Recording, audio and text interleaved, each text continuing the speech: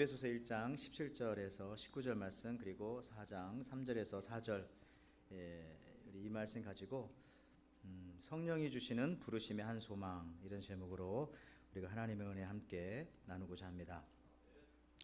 우리 그 당황과 황당의 차이 여러분들 아십니까? 예를 들어서 우리가 작년에 그 베트남과 캄보디아 선교 갔었는데, 거기서 우리 스파게티를 먹다가 바퀴벌레가 나오면은 당황하는 것입니다. 그런데 황당은 그 스파게티를 먹는데 바퀴벌레 반 마리만 나온 거죠. 그러면 나머지 반쪽 어디 있을까? 이미 내 뱃속에 들어가 있나? 아니면 음식물에 녹았나? 황당한 것입니다. 이제 지금 제가 말씀드리는 거 여러분 용서하고 들으시기 바랍니다. 애들한테만 알려주려고 했는데 어른들한테도 말씀드릴게요. 당황이란 것은 뭐냐? 용변, 똥이라고 하죠. 용변을 싸려고 했는데 방구만 나올 때 당황. 황당은 방구를 끼려고 했는데 용변이 나올 때 황당. 난감은 차 뒤에서, 한국 옛날에 그랬죠. 차 뒤에서 용변을 싸고 있는데 차가 앞으로 가는 거, 난감. 참담함은 차 뒤에서 용변을 보고 있는데 차가 뒤로 오는 거. 하여튼 잃어버리세요. 이런 거는 그냥 집중 좀 하시라고. 그래서 우리가 살다 보면 여러 가지 당황스러운 일이 우리 인생에 생기기 마련입니다. 그 당황을 넘어서 때로는 말씀드렸지만 황당한 일들 겪게 되는 경우가 있습니다. 억울합니다. 그럴 때 우리가 누구를 찾아가야 합니까? 인생의 황당함 앞에 우리가 누구를 의지해야 합니까? 예수님께서 이렇게 말씀하셨습니다. 요한복음 14장 18절 말씀에 내가 너희를 고와 같이 버려두지 아니하고 너희에게로 오리라. 하나님은 우리를 고아처럼 버려두지 않는다고 하셨습니다. 이 말씀은 우리의 부모님이 되어주신다는 겁니다. 그런데 어떤 방법으로 그렇게 하실까?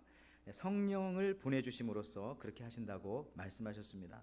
그래서 요한복음 14장 16절 17절 말씀에 내가 아버지께 구하겠으니 그가 또 다른 보혜사를 너희에게 주사 영원토록 너희와 함께 있게 하리니 그는 진리의 영이라. 세상은 능히 그를 받지도 못하나니 이는 그를 보지도 못하고 알지도 못함이라. 그러나 너희는 그를 아나니 그는 너희와 함께 거하심이요 또 너희 속에 계시겠음이라. 자, 성령님과 함께 하심으로 우리를 고아처럼 내어버려 두지 아니하신다, 그렇게 말씀하셨습니다. 성도 여러분, 예수님 믿으면 사람이 이제 온유해져요. 사나운 끼가 다 빠져나가게 됩니다. 예수님 믿으면. 왜 그런지 아세요? 우리가 더 이상 이 고아의 영에 사로잡혀 있지 않고 그 고아의 영이 빠져나가기 때문에 그렇습니다. 여러분, 10년 전 워싱턴 포스트주의 아프리카 사냥 금지 구역에 백색 코뿔소 39마리가 처참하게 살해된 것이 발견되었습니다. 국립공원 내의 문제이기 때문에 국가에서 이걸 조사를 했습니다. 밀렵꾼의 흔적을 찾아보았지만은 찾지 못했습니다. 왜냐하면은 코뿔소의 그 값비싼 이 상아, 이거는 가져가지 않았거든요. 지금 밀렵꾼의 소행은 아니구나. 그렇다면은 이 코뿔소들이 집단 자살을 했는가? 동물들도 자살을 하는가? 아니면은 우리가 모르는 어떤 굉장히 큰 괴물이 출현해서 이 무지무지한 이 코뿔소 39마리를 한꺼번에 죽였는가? 그래서 코뿔소의 몰래 카메라를 달았죠. 그리고 추적하다가 놀라운 사실을 발견했습니다. 공원 내 아기 코끼리들이 이 코뿔소들을 집단으로 쫓아와서 돌을 던지고 또 통나무를 던지고 결국은 발로 밟아서 이 코뿔소를 코끼리가 죽이는 겁니다. 이게 사진에 찍힌 거죠. 그렇다면 왜 이 코끼리들이 이처럼 폭력적이 되었을까? 그 이유는 그때로부터 20여 년 전 이 국립공원에서 새로운 정책을 만들었기 때문에 그렇습니다. 이 아프리카의 크로코 국립공원 얘긴데요. 코끼리 숫자가 많아지니까 그 옆에 있는 요하네스버거에다가 어른 코끼리들을 옮기기 시작했습니다. 그리고 나이가 너무 많은 코끼리는 이제 그 자리에서 이제 죽임을 당하게 만들기도 하고요. 이 어른 코끼리가 없어지자 돌봄과 사랑을 받고 자라야 했던 어린 코끼리들이 그 돌봄과 사랑이 없이 자라니까 자기가 두렵죠. 그러니까 사나워지고 자기를 방어하려고 하다 보니까 야수로 변했던 겁니다. 성숙한 코끼리가 없고 어린 것들만 있었기 때문에 자신을 보호하기 위해서 이 과도한 이 아드레날린 호르몬이 막 분비가 되어지고, 그래서 폭력적으로 변했다는 거죠. 나중에 어른 코끼리들을 다시 이 집단으로 모셔오니까 아기 코끼리들이 다시 온유함을 찾아갔다라고 하는 그런 기사가 있었습니다. 여러분, 그렇습니다. 우리가 예수 믿고 하나님을 아버지로 모시는 순간부터 우리는 더 이상 고아가 아닙니다. 영적 고아가 아닙니다. 그러나 하나님을 떠나는 순간부터 우리는 영적 고아가 되는 거죠. 그래서 사나워지는 겁니다. 왜냐하면 내 삶을 내가 지켜야 되기 때문에. 무섭지 않겠습니까? 묶어놓은 개가 사납듯이 갖가지 폭력으로 그래서 남을 공격하게 되어지는 것입니다. 교회 환자들이 요즘에 우리 교회에 몇 분 계셔가지고요, 기도하면서 몇 분과 이야기하다가 어떤 분들, 많은 사람들이 이렇게 어떤 분이 이렇게 말하다. 나는 작은 병원보다 항상 그 큰 병원을 선호한다, 그렇게 말씀하더라고요. 그 이유 중에 한 가지가 뭐냐면 큰 병원은 가보면 워낙 위급한 환자들이 많다는 겁니다. 심각한 환자들이 많기 때문에 자기가 웬만한 병을 갖고 가도 뭐 그렇게 호들갑 떨지 않는다는 거죠. 근데 그래서 마음이 더 안정적이라는 겁니다. 근데 작은 병원에 가면 조금만 아파도 죽을 것처럼 그렇게 얘기를 하고, 뭐 의도한 건 아니지만 뭐 그럴 수밖에 없겠죠. 환자가 몇 명 안 되니까. 물론 무조건 큰 병원이 좋다고 말하는 것은 절대 아닙니다. 마음을 크게 가지고 살면 많은 문제들이 작게 보인다는 것이죠. 근데 이걸 생각하면서 저는 교회에서는 이게 정반대겠구나, 작은 교회가 좋겠구나, 우리 교회처럼. 왜냐하면 조금만 죄를 지고 조금만 빠져도 금방금방 민감해지니까 더 낫겠다, 그런 생각도 했어요. 어쨌든 이런 분명한 방법은요, 우리가 크신 성령님을 모시고 살아야 합니다. 우리 예수 믿는 사람들이 늘 평안할 수밖에 없는 이유가 무엇입니까? 바로 매일 교회 오면 예수님 부활 얘기하고, 부활 얘기하려면 죽음 얘기해야 되고, 죽음을 얘기하려면 죽음과 심판을 얘기해야 되고, 이런 심각한 얘기들이 사실 여러분들 매주 듣는 거예요. 사실은 인식하지 못하지만 세상에 나가면 이런 얘기 안 하거든요. 그러다 보니까 웬만한 일을 당해도 뭐 죽기밖에 더 하겠니 하면서 여러분들이 담대하게 뚫고 나가는 것입니다.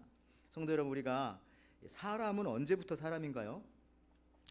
정자와 난자가 딱 만나는 순간, 수정되었을 때, 그때부터 사람으로 우리가 생각해야 되나요? 아니, 엄마 뱃속에서 한 3개월 정도 지났을 때부터 사람으로 생각해야 되나요? 아니면 태어났을 때부터? 언젠가요? 뭐 문화와 환경과 시대와 국가에 따라서 다 다를 것입니다. 그럼 이런 질문도 해보고 싶습니다. 성도는 언제부터 성도라고 할 수 있는가? 교회에 등록하면서부터 성도라고 부르긴 하지만 우리가 성도인가요? 아니면 예수님 믿을 때부터 우리가 성도일까요? 이 시간 제가 정확히 말씀드리면요, 정확히는 성령이 임할 때부터, 성령이 계실 때부터 성도라고 부릅니다. 그래서 성도잖아요. 성령, 성도. 여러분에게 성령이 계십니까? 또 성령이 충만하십니까? 오늘 이 본문 에베소서인데요, 이 성경 66권 중에서 교회에 관해서 가장 명확하게 설명하는 것이 바로 이 에베소서입니다. 사도 바울이 에베소 교회에 보냈던 편지인데, 그런데 이처럼 이 교회론에 대해서 명확하고도 심오하게 다루는 이 에베소서에서 가장 많이 나오는 단어 중에 하나가 바로 이 성령이라고 하는 단어입니다. 즉 교회가 처음 출생하게 된 것이 바로 이 성령 하나님에 의해서 만들어지게 되었죠, 이 땅에. 그러니까 예수님께서 부활하시고 예수님께서 십자가에 죽으신 뒤 50일 뒤에 바로 오늘입니다. 오늘이 바로 이 성령 강림주일, 오순절 성령 강림주일입니다. 그러니까 우리도 지금 뒤집어 올라가 보면 50일 전이 우리가 부활주일 지냈던 겁니다. 그때 부활주일과 예수님 십자가에 못 박히신 그 시간입니다. 그래서 예수님께서 40일 동안 이곳에 계시다가 10일 동안 예수님께서 승천하시고 10일 뒤가 바로 지금 이 오순절 성령 강림주일이 되는 것이죠. 그래서 이 오순절을 갖다가 우리는 펜타코스트라고 하잖아요. 50, 그러니까 열이 5번. 그러니까 오늘 이 날을, 이 오순절을 다른 말로는 맥추감사주일이라고도 합니다. 우리 어렸을 때는 맥추감사주일을 지냈죠. 한국에서는 오순절보다는 장로교에서는 이 맥추감사주일을 더 강하게, 순복음교에서는 오순절을 더 강하게 이렇게 얘기했는데, 그래서 맥추감사주일 헌금도 내고 했던 것 같습니다. 자, 이 맥추감사주일이 어떤 의미인가요? 겨울이 지나고 봄이 되어서 첫 번째 곡식입니다. 첫 열매, 맥추, 보리, 이삭. 그러니까 오늘이 이 오순절이라고 하는 것은 예수님께서 부활하시고 승천하시고 난 다음에 첫 번째 열매가 바로 교회라는 겁니다. 바로 우리들이죠. 그걸 지금 말씀하고 있는 겁니다. 그래서 예수님이 부활 승천하신 다음에 얻은 첫 열매, 바로 교회입니다. 많은 교회들이 자기 나름대로의 그 생일을 갖고 있어요. 우리 교회는 언제입니까? 그런데 이 땅에 있는 모든 교회의 생일은 사실 정확히 말하면 바로 오늘입니다. 이 성령 강림주일, 이 날을 교회 생일로 지키면 틀리지 않습니다. 여러분, 설교를 준비하면서 제가 성령님에 관해서 여러 가지 생각을 했어요. 떠오르는 이미지는 이런 것들입니다.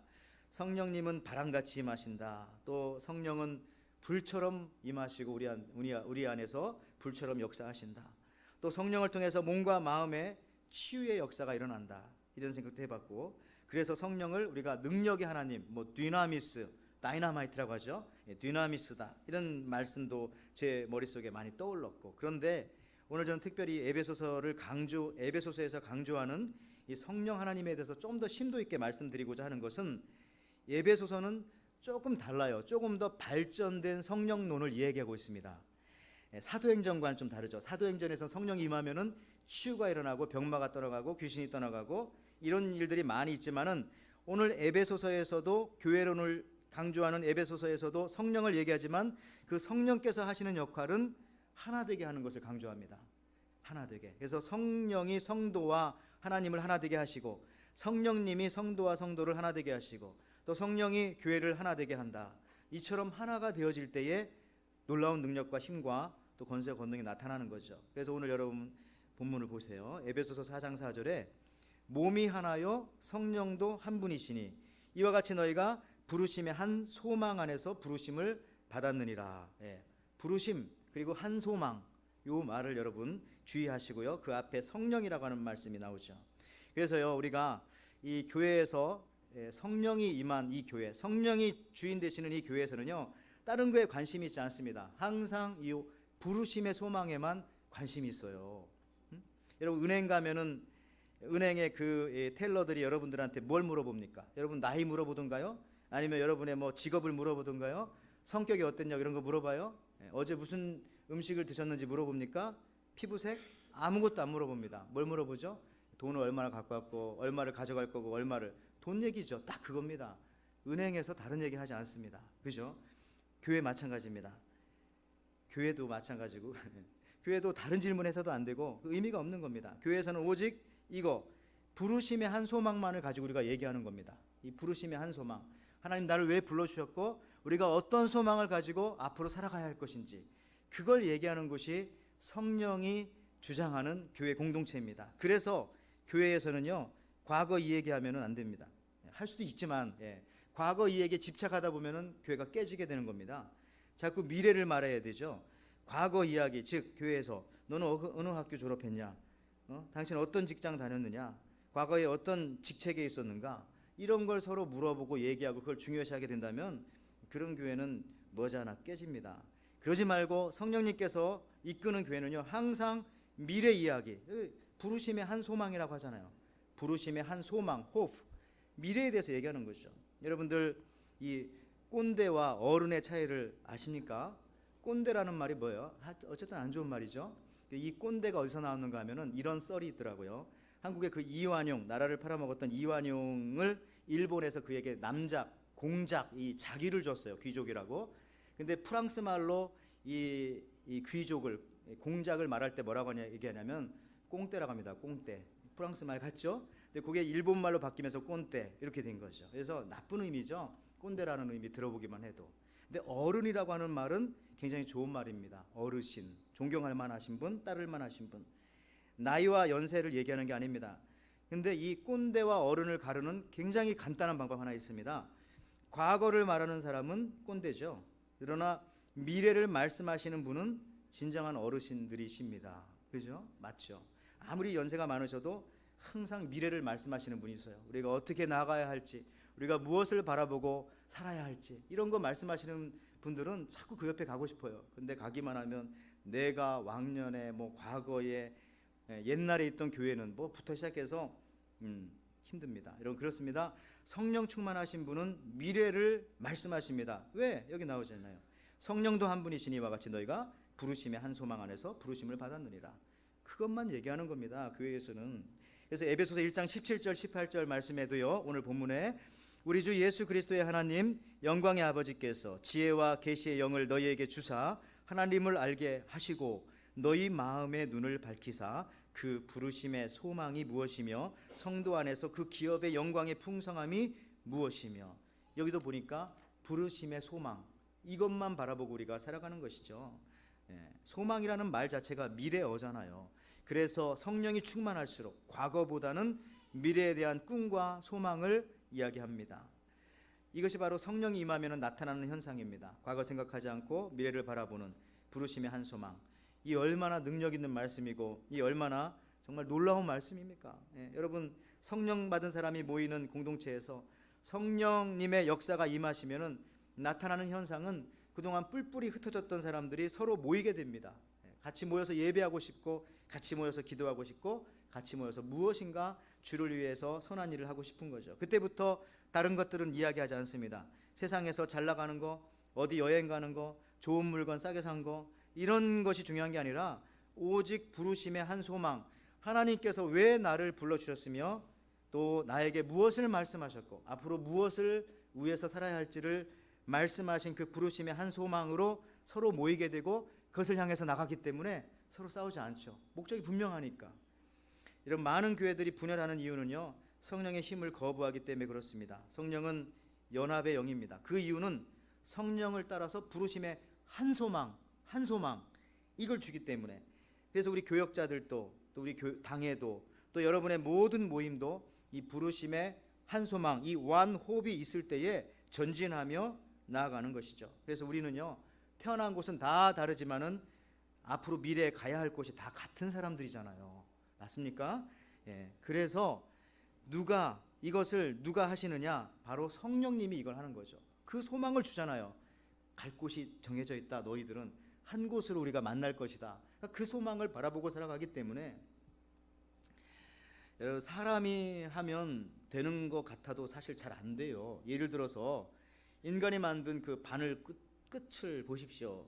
바늘 끝이 얼마나 첨예합니까? 뾰족하고. 근데 그것을 현미경으로 1000배, 5000배 확대하면은 그 바늘 끝도 우둘두둘하고 울퉁불퉁하다고 하더라고요. 그럴 것 같죠? 그렇대요. 그러나 하나님이 만드신 그런 모든 만물은 확대해 보아도 완벽하대요. 예를 들어서 모기 같은 경우, 여러분 모기 얼굴 봤습니까? 모기 얼굴 잘 안 보이죠? 모기 얼굴을 1000배 이렇게 확대해 봐도 그게 이상하게 생겼거나 그게 아니래요. 확대하면 확대할수록 더 완벽하게, 눈은 눈대로 있고 코는 코대로 있고 다 있대요. 그리고 모기에 또 발이 있는데 발에 갈고리가 3개가 달려 있는데 갈고리에 털이 나고, 이거 확대를 많이 하면 그거 보이거든요. 근데 그것도 완벽하대요. 무슨 말입니까? 사람이 하는 것은 겉에서 보면은 완벽한 것 같고 되는 것 같지만 그것을 조금만 가까이 보고 확대해 보면은 문제가 많아요. 그러나 하나님이 하시는 것은 아무리 확대해 보아도, 아무리 가까이 보아도 모든 것이 완벽하고 더 아름답고 놀랍고 신비할 따름입니다. 다시 강조합니다. 하나님이 하시는 일과 사람이 하는 일은 이처럼 겉으로 보면 모르지만 자세히 보면 너무나 큰 차이가 있다는 것이죠. 그러니 교회 사역도, 여러분의 가정의 일도, 여러분의 인생사도 마찬가지입니다. 인간이 하게 놔두지 마시고, 여러분이 하지 말고 이제 여러분의 주인이신 성령님께 여러분 전적으로 의탁하는 겁니다. 그럼 모든 것이 다 완벽하게 완성되는 것이죠. 여러분, 또 나아가서 오늘 이 에베소서를 통해서 성령님에 대해서 우리가 조금 더 알아갈 때에 우리가 하나 될 때에 충만해지는 겁니다. 하나 될 때에 우리는 이 충만이라고 하는 개념을 개인적으로만 생각하는 경향이 있습니다. 그래서 나 혼자 성령 충만하면 되지. 그 충만이라는 개념이 뭔지도 정확히 모르죠. 근데 더 중요한 것은 이 성령 받은 사람들이 함께 모일 때에 그때 이 충만하게 되는, 이 퓨필드 되어지는 그런 역사가 나타난다는 거죠. 그러나 그 에너지가 모인다는 거예요. 여러분, 에베소서 5장 18절 말씀 보십시오. 여기 보니까요, 술 취하지 말라. 이는 방탕한 것이니 오직 성령으로 충만함을 받으라. 여러분 좋아하시는 여러분 관심 없는 이 술은 이게 진정제일까요? 아니면 이 술이라고 하는 것이 이 각성제, 스티뮬런트인가요? 이런 각성제일까요? 어떤 걸까요? 술이 진정제일까요? 각성제일까요? 각성제라고 하네요. 사실 술은 각성제가 아니라 사실 진정제입니다. 왜냐하면은, 그런데 여러분 신기하죠. 왜 술 먹으면 사람들이, 말이 없던 사람들이 말이 많아지고 행동이 소극적인 사람들이 담대하게 행동해서 어디 떨어지고 낭떠러지에서 막 떨어지려고 하고 담도 넘고 그러잖아요. 왜 그럴까요? 사실 이 절제하는 신경이 마비돼서 그렇습니다. 내가 뭘 할 때에 나를 절제시키는 그 신경이 진정되었기 때문에 자기가 막 그렇게 하는 거죠. 그러니까 이 술이라고 하는 것은 사실 진정제입니다. 그래서 겉으로 보면은 사람을 활발하게 만드는 것 같지만 사실은 그 정반대라는 것이죠. 마취작용을 하는 겁니다, 술은. 그래서 여러분 보세요. 수줍던 사람한테 술을 먹이면 말이 많아져요. 근데 반대로 말이 많고 시끄러운 사람한테 술을 먹이면 조용해집니다. 경험해 보셨나 보네요. 자, 그런데 반대로 성령은 어떻습니까? 반대죠, 반대. 성령에 취한다는 것은 성경 그렇게 지금 비유하고 있잖아요.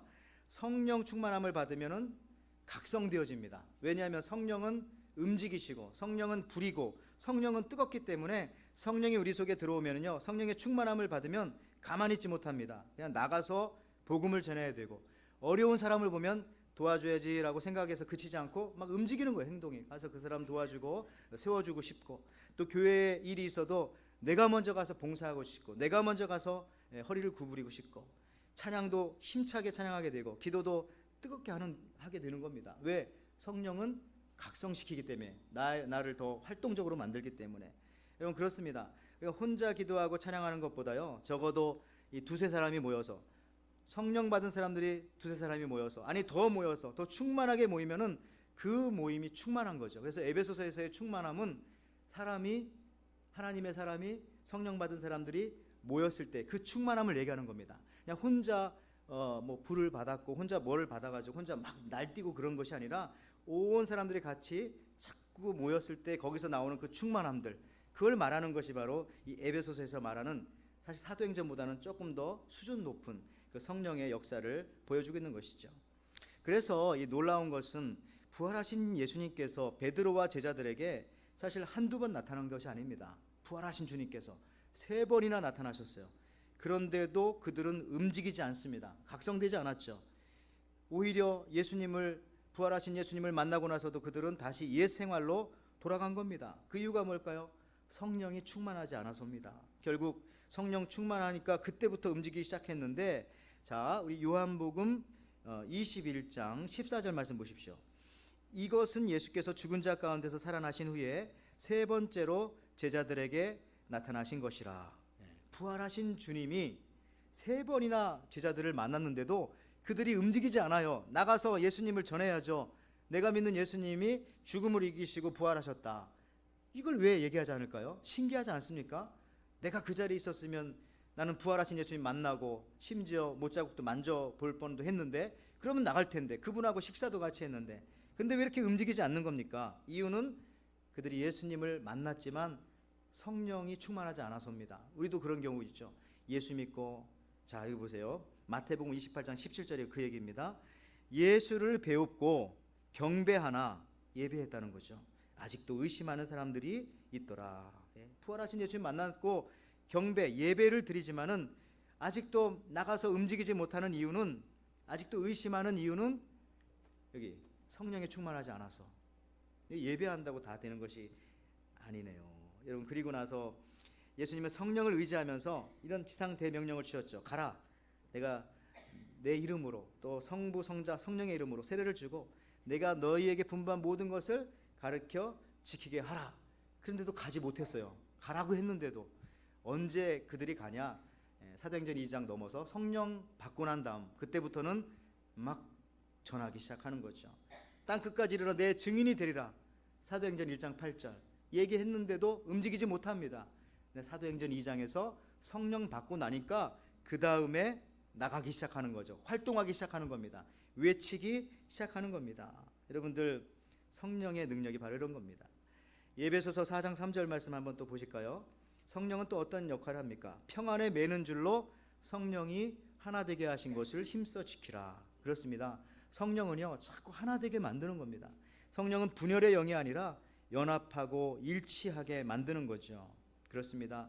성령 충만해야 움직이고, 성령 충만해야 함께 일하려고 하고, 혼자만 하지 않고요. 다음에 결과와 열매가 있는 것입니다. 그런데 이 충만의 개념에 접근하기 위해서는요, 항상 이 하나 되어야 된다는 거죠. 모여야 되는 겁니다. 연합해야 됩니다. 그러면 그 안에서 넘쳐나는 충만함, 혼자는 경험하지 못한 그 충만함들이 나타나게 된다는 것입니다. 그래서 우리 교회 안에서도요, 충만하게 하는 거, 또 중요하지만 충만하게 되기 위해서 사실은 하나가 되어야 한다는 겁니다. 하나 되기만 하면 자연스럽게 충만함이 나타난다는 겁니다. 여러분 군대에서 쓰는 말로 이런 말 하잖아요. 양이 이끄는 사자 부대와 사자가 이끄는 양의 부대가 싸우면 누가 이길까? 사자가 이끄는 양의 부대가 이긴다는 겁니다.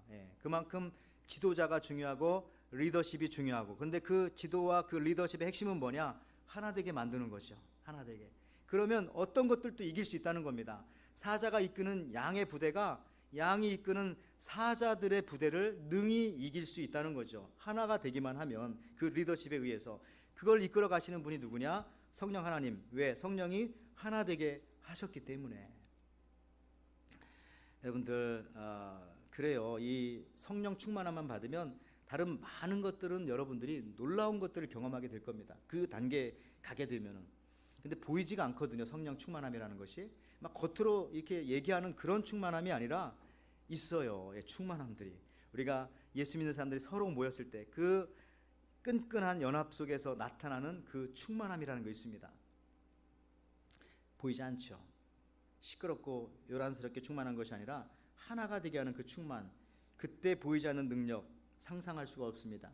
여러분 지하수, 땅 밑에 흐르는 지하수 보이나요? 안 보이죠. 근데 이 지하수의 힘이 엄청나답니다. 지하수가 한번 터지면 10층 아파트도 뚫고 올라간대요.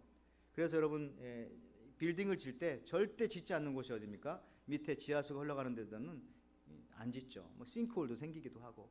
그리고 여러분 고속도로 만들 때도 보면은 고속도로를 만들 때 다 뚫고 갑니다. 산이 있으면 왜 못 뚫어요? 터널 만들면 뚫고 가죠. 고속도로는. 근데 가끔 가다가 미국이건 뭐 한국이건 고속도로가 이렇게 구부러진 데가 있어요. 이유가 뭔지 아십니까? 그 밑에 지하수가 흐르기 때문에. 절대로 지하수 위에다가는 무엇을 만들면 안 돼요. 그 힘이 대단하거든요. 보이지 않지만은 마찬가지예요, 여러분. 보이지 않는다고 힘이 없는 게 아닙니다. 우리 성령에 충만한 사람들이요 대단합니다. 그래서 우리가 너희는 무엇보다도 성령의 충만함을 받기 위해서 힘쓰라고 말씀하는 거죠. 우리가 올림픽 얘기했지만 올림픽에 금메달이 812개, 은메달이 812개, 동메달이 862개, 다 합하면 2488개입니다. 그런데 이 금메달 하나의 가치는 얼마냐? 그걸 팔으면은 골동품 시장에다가 그게 이제 70만 원이래요. 금메달 하나의 가치는 70만 원. 비싸지가 않죠. 700불, 800불 되겠죠. 그렇지만은 그 금메달 하나가 가져오는 경제적인 가치는 2690억이나 된답니다. 한국 돈으로. 어마어마하지 않아요? 왜냐하면은 이 메달 하나 따기 위해서 여러분 개인이 한 사람을 만드는 게 아니라 국가가 한 사람을 만들잖아요. 그래서 어떻게든지 가서 금메달을 따와라. 그 금메달 하나가 그 나라의 가치를 높여주고 그 나라에서 만드는 상품들의 가치를 높여주고, 그러다 보니까 70만 원짜리 금메달이 나타내는 그 영향력은 2690억이나 되는 이 엄청난 이 가치를 가져온다는 겁니다. 무슨 얘기입니까? 다 얘기해요. 성령 충만함? 별 가치 없는 것 같죠? 그거에서 뭐해? 성령의 충만함을 우리가 그렇게 간구해야 되나? 안 그렇다는 거예요. 우리가 성령의 충만함만 받으면 다른 데서 노력하고 다른 데다 투자하고 다른 데다가 우리가 쏟아붓는 것 이상의 엄청난 효과를 여러분 인생 가운데 가져올 수 있다는 겁니다. 그래서 성령의 충만함을 받으라. 성령의 충만함을 받으라. 여러분이 영국의 그 해리포터 작가였던 이 조앤 롤링, 그 사람이 이 해리포터 책을 써가지고 책값만 4억 5천만 불을 받았어요. 전 세계 다 뭐 수십 나라 언어로 번역됐으니까 책값만 4억 5천만 불. 그런데 이것과 관련해 가지고 영화, 상품, 이벤트, 각종 산업을 연결시켜 봤더니 한국 돈으로 제가 말할게요. 308조를 벌었대요. 이 여자 한 사람이. 대단한, 이런 여자들이 영국을 먹여 살리는 겁니다, 사실은. 그런데 이게 가치가 딱 오지 않으면 이렇게 생각하면 됩니다. 우리 한국의 삼성이라고 하는 회사가 반도체를 팔잖아요. 삼성이 2007년부터 2017년까지 10년 동안 반도체를 팔아서 벌은 돈이 200조랍니다. 그거보다 훨씬 많은 거지. 한 여자가 팔아가지고 만들어내는 이 부가가치가. 저는 계속 이런 얘기하는 겁니다. 작고 약하지만 그 여자분 한 분이 그런 능력을 갖고 있는 거예요. 영국을 먹여 살리는 겁니다. 이런 거 마찬가지로 우리는요 연약하게 보이죠. 우리는 부족하게 보이죠. 그렇지만 우리 안에 성령 하나님이 임하시고 하나님 우리를 통해서 역사하시면 그 한 사람이 가정을 변화시키고 교회를 변화시키고 마을을 변화시키고 나라와 민족을 변화시키는 겁니다. 역사 속에 그런 분들이 얼마나 많습니까? 그래서 성령 충만함을 받아라. 한 사람이라도 좋으니. 그리고 그 받은 사람들이 모여지면은 거기서 엄청난 충만함의 역사가 나타나는 것입니다. 다시 말씀드립니다. 교회는 하나 되면 성령 충만해집니다. 여러분, 동물의 왕 사자도 같이 다녀요. 혼자 다니지 않고.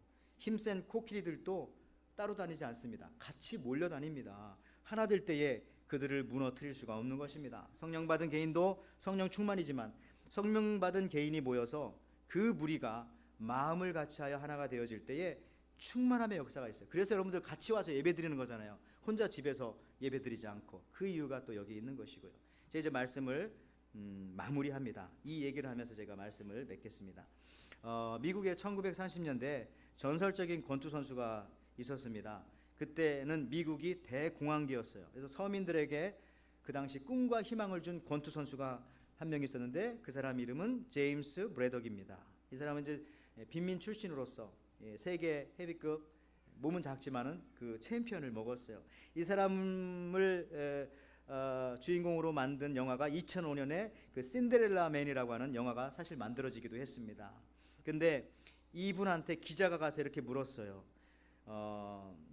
제임스, 당신이 상대방에게 주먹을 날릴 때에 어디를 보고 주먹을 날립니까? 상대방의 얼굴입니까? 아니면 턱입니까? 이렇게 말했더니 이분이 이렇게 말했다고 합니다. 아닙니다. 저는 상대방의 머리 뒤를 보고 날립니다. 무서운 얘기 아니에요? 예. 얼굴이 아니라 머리 뒤, 거기까지 쳐야 된다는 거죠.